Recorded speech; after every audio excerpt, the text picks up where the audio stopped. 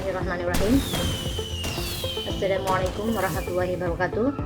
Selamat berjumpa kembali dalam video pembelajaran pendidikan agama Islam. Semoga kita semua dalam keadaan sehat walafiat dan dilindungi oleh Allah Subhanahu wa taala, dilindungi dari segala macam penyakit yang sedang melanda sekarang ini. Pada video kali ini saya akan membahas tentang materi mawaris. Nah, pasti kalian pernah melihat atau pernah mendengar atau pernah membaca apa sih mawaris itu. Nah, sebelum kita menginjak ke materi, alangkah baiknya kita bahas dulu tentang KI, KD, tujuan pembelajaran, dan selanjutnya kita ke materi. KI, KD dalam pembelajaran ini. KI itu apa sih? Kompetensi intinya seperti apa? Memahami hukum Islam tentang waris, ya, kemudian kompetensi dasarnya, menjelaskan ketentuan tentang hukum waris, menjelaskan contoh pelaksanaan hukum waris, menjelaskan undang-undang waris di Indonesia. Nah, itu kompetensi dasar yang akan kita capai dalam pembelajaran kali ini. Selanjutnya, nah sekarang tujuan pembelajaran. Untuk apa sih kita belajar atau mempelajari ilmu mawaris ini?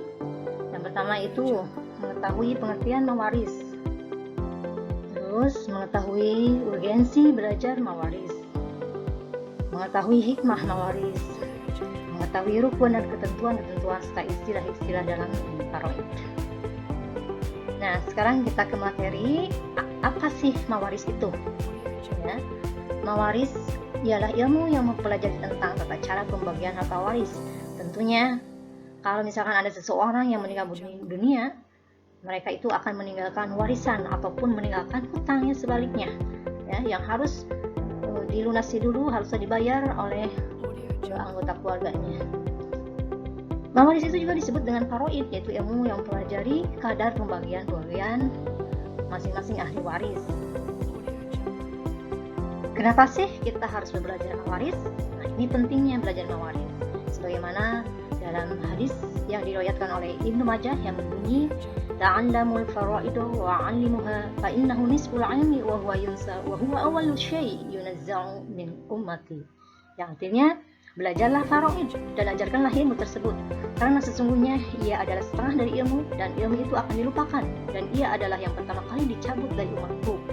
Jadi betapa pentingnya belajar ilmu faraid ini, karena seseorang jika misalkan tidak ada yang bisa mengetahui atau yang bisa atau menguasai ilmu faraid, tentunya akan terjadilah perdebatan atau pertengkaran atau sampai ke pembunuhan yang memperebutkan warisan, karena mereka tidak mengetahui tentang ketentuan-ketentuan yang telah ditetapkan oleh Allah Subhanahu wa taala. Ya, mereka ingin serakah, ingin menguasai seluruh harta warisannya. Ya, bagaimana banyak yang terjadi saling bunuh-membunuh akibat dari warisan yang ditinggalkan oleh kedua keluarganya. Apa sih hikmah dari mawaris? Ya, kita belajar dan melaksanakan mawaris yang ditentukan oleh Allah Subhanahu wa taala. Yang pertama itu menghindari sikap serakah atau tamak, karena orang lain juga punya hak untuk mendapatkan bagian warisan. Kedua, menghindari sengketa atau perselisihan antar saudara dalam rumah tangga. Yang ketiga, menghindari fitnah antara saudara. Yang keempat, mewujudkan keadilan dan kerukunan antara saudara dalam rumah tangga. Nah, sekarang kita akan bahas tentang rukun mawaris. Apa saja, ya, atau siapa saja rukun mawaris itu? Yang pertama, adanya orang yang mewariskan harta. Mewaris yaitu orang yang meninggal dunia, ya, dan mewariskan hartanya, itu namanya mewaris. Kemudian adanya harta yang diwariskan atau maurus atau disebut juga tarikah. Ya, tentu saja kalau misalkan orang yang meninggal tidak meninggalkan tidak ada harta, tentu itu tidak akan terjadi ada orang yang warisan. Selanjutnya adanya ahli waris yang menerima harta warisan, yang disebut waris. Hal-hal yang perlu dilakukan sebelum harta dibagi. Yang pertama, bayar hutang kalau masih ada. Ya, jadi hutang si orang yang meninggal itu harus dibayar dulu. Ya, kalau misalkan meninggalkan harta warisannya yang banyak. Atau juga misalkan kalau dia tidak meninggalkan harta tetapi dia masih punya hutang, maka kewajiban keluarganya untuk membayar hutang si orang yang meninggal itu. Yang kedua, keluarkan zakat bila sampai batas nisab. Ya, misalkan hartanya sudah mencapai batas nisab, maka wajib dikeluarkan zakatnya. Selanjutnya, keluarkan biaya perawatan dan pemakaman jenazah. Jadi harus dikeluarkan dulu biaya perawatannya yang diambil dari harta warisan yang ditinggalkan oleh si mayat tersebut. Kemudian laksanakan wasiat jenazah. Ya, seandainya wasiat orang yang meninggal itu punya wasiat, maka harus dilaksanakan. Dan wasiat itu misalnya untuk memberikan harta itu tidak boleh lebih dari 1/3 harta yang diwasiatkan. Nah, selanjutnya apa sih asbabul isti? Ya, yang dari istilah mewaris itu ada nama asbabul isti, yaitu ialah hal-hal yang menyebabkan mendapatkan harta warisan. Ya, kita akan mendapatkan harta warisan kalau misalkan karena adanya hubungan darah. Jadi ada anak, ya, ada keluarga yang sana, yang ke atas, ke bawah, ya, keturunan keluarga itu yang memiliki hubungan darah. Kedua, karena hubungan nikah yang sah. Jadi seorang kalau nikah itu sudah punya hak untuk mendapatkan warisan dari orang yang meninggal. Ketiga, itu karena memerdekakan budak. Ya. Keempat, karena seagama dengan si mayat. Ya, jadi mempunyai hak untuk mendapatkan warisan kalau seagama. Apa sih wasiat itu? Dan apa sih rukun wasiat itu? Nah, wasiat itu adalah pesan-pesan kebaikan yang harus dilaksanakan sepeninggal si mayat. Syarat-syaratnya seperti apa? Yang pertama, dilaksanakan dalam keadaan sadar, ya, tidak boleh dalam keadaan tertekan atau paksaan atau ancaman. Kedua, diberisikan tentang kebaikan. Jadi kalau misalkan wasiatnya tentang kebaikan, tidak boleh dilaksanakan. Kemudian tidak lebih dari 1/3 jumlah seluruh harta. Ya. Karena ada 2/3 harta lagi itu untuk ahli waris yang lainnya, ya. Jadi wasiat itu tidak boleh lebih dari 1/3. Selanjutnya, tidak diwasiatkan pada ahli waris yang berhak mewarisi hartanya. Nah, dalam ilmu faraid itu ada yang namanya mawani'ul irsi. Apa itu mawani'ul irsi itu? Ya, hal-hal yang menyebabkan hilangnya hak waris. Apa saja? Yang pertama, budak yang belum dimerdekakan, ya. Yang kedua, pembunuh keluarganya sendiri, meskipun dia seorang anaknya atau anak kandungnya, atau misalkan ibu kandungnya, tetapi kalau misalkan membunuh orang yang mewariskan atau pewaris itu tidak berhak mendapatkan harta warisannya. Yang ketiga, berbeda agama, ya, jadi harus seagama. Tidak boleh misalkan ibunya bapaknya Islam, misalkan anaknya Kristen, kemudian bapaknya itu meninggal dan meninggalkan harta warisan, itu tidak boleh diberikan dan tidak berhak anaknya itu mendapatkan harta warisan dari kedua orang tuanya yang meninggal. Yang keempat, murtad atau keluar dari Islam. Nah, sekarang siapa saja yang berhak mendapatkan harta warisan itu? Yaitu ada 25 orang. Yang dari pihak laki-laki, yaitu anak laki-laki, cucu laki-laki, dan terus ke bawah, bapak, kakek dari bapak ke atas, saudara laki-laki sekandung, saudara laki-laki sebapak, saudara laki-laki seibu, anak laki-laki saudara laki-laki sekandung, yaitu keponakan, ya. Anak laki-laki saudara laki-laki sebapak, paman yang sekandung dengan bapak, paman yang sebapak dengan bapak, anak laki-laki paman sekandung dengan bapak, anak laki-laki paman sebapak dengan bapak, suami laki-laki yang memerdekakan budak. Selanjutnya, dari pihak perempuan itu ada 10. Yang pertama, anak perempuan. Kemudian cucu perempuan dari anak laki-laki, ibu, nenek dari ibu, nenek dari bapak, saudara perempuan sekandung, saudara perempuan sebapak, saudara perempuan seibu, istri, wanita yang memerdekakan budak. Itulah orang-orang yang berhak mendapatkan warisan. Selanjutnya, apa sih dawil furud, ya?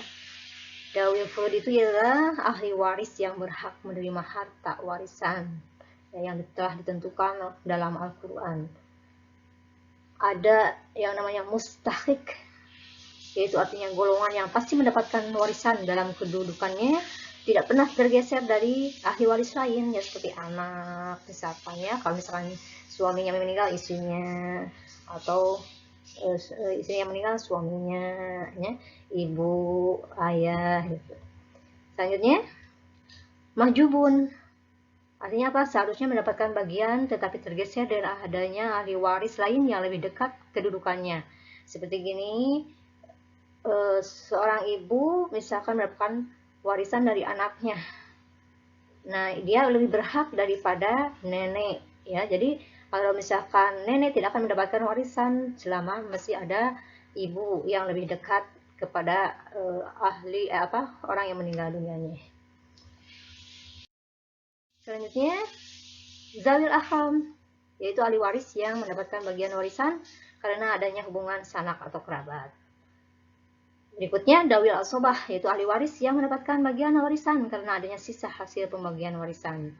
Nah, besar kecilnya bagian asobah itu ditentukan oleh banyak sedikitnya ahli waris. Nah, kalau ahli warisnya banyak, tentu sisanya itu akan sedikit, ya. Banyaknya sedikit harta yang dibagikan itu, ya. Jadi kalau misalkan harta warisannya banyak, tentu asobahnya akan banyak. Kalau misalkan ahli warisnya itu sedikit.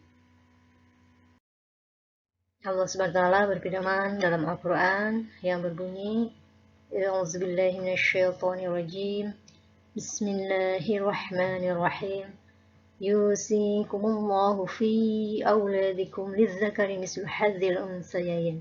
فإن كنا نساء فوق اثنتين فلهن ثلثا ما ترك وإن كانت واحدة فلها النصف ولأبويه لكل واحد منهما السدس مما ترك إن كان له ولد فإن لم يكن له ولد وورثه أبواه فلأمه الثلث فإن كان له إخوة فلأمه الثلث من بعد وصية يوصي بها أو دين آباؤكم وأبناؤكم لا تدرون أيهم أقرب لكم نفعا فريضة من الله إن الله كان عليما حكيما. Sadaqallahu Azim. Yang artinya Allah mensyariatkan bagimu tentang pembagian pusaka untuk anak-anakmu, yaitu bagian seorang anak laki-laki sama dengan sebagian 2 orang anak perempuan. Dan jika anak itu semuanya perempuan lebih dari 2, maka bagi mereka 2/3 dari harta yang ditinggalkan. Jika anak perempuan itu seorang saja, maka ia memperoleh separuh harta. Dan untuk 2 orang ibu bapa, bagi masing-masingnya 1/6 dari harta yang ditinggalkan, jika yang meninggal itu mempunyai anak. Jika orang yang meninggal tidak mempunyai anak, dan ia diwarisi oleh ibu bapanya saja, maka ibunya mendapatkan 1/3. Jika yang meninggal itu mempunyai beberapa saudara, maka ibunya mendapat 1/6. Pembagian-pembagian tersebut di atas sesudah dipenuhi wasiat yang ia buat atau sesudah dibayar hutangnya. Tentang orang tuamu dan anak-anakmu, kamu tidak mengetahui siapa di antara mereka yang lebih dekat manfaatnya bagimu. Ini adalah ketetapan dari Allah. Sesungguhnya Allah Maha mengetahui lagi Maha bijaksana. Dalam surat Quran, surat An-Nisa ayat 11. Nah, ini ketentuan-ketentuan yang Allah tetapkan dalam Al-Quran itu harus dilaksanakan, harus dijalankan oleh kita semua sebagai hamba Allah SWT. Nah, sekarang kita akan bahas tentang furudul muqaddarah, yaitu ketentuan kadar pembagian masing-masing ahli waris. Sebagaimana tadi dalam Al-Quran disebutkan ada yang mendapatkan setengah, yaitu nisfu, ya. Siapa saja itu seorang anak perempuan bila tidak ada anak laki-laki. Jadi itu anak tunggal satu-satunya, ya, itu mendapatkan harta setengahnya. Selanjutnya seorang anak perempuan dari anak laki-laki bila tidak ada cucu laki-laki. Berikutnya seorang saudara perempuan yang kandung bila tidak ada saudara laki-laki. Terus seorang saudara perempuan seayah dan tidak ada saudara laki-laki. Nah, selanjutnya suami bila istri yang meninggal tidak meninggalkan anak atau cucu. Ya, jadi istri yang meninggalnya itu tidak memiliki anak atau tidak memiliki, tentunya tidak akan memiliki cucu, ya. Nah, itu suaminya mendapatkan harta warisan istrinya itu setengahnya. Selanjutnya yang mendapatkan bagian 1/4 yaitu rubu. yaitu suami jika istri yang meninggal mempunyai anak, baik laki-laki atau perempuan, atau meninggalkan cucu, baik laki-laki atau perempuan. Terus, istri jika suami tidak meninggalkan anak laki-laki atau perempuan, atau cucu laki-laki atau perempuan.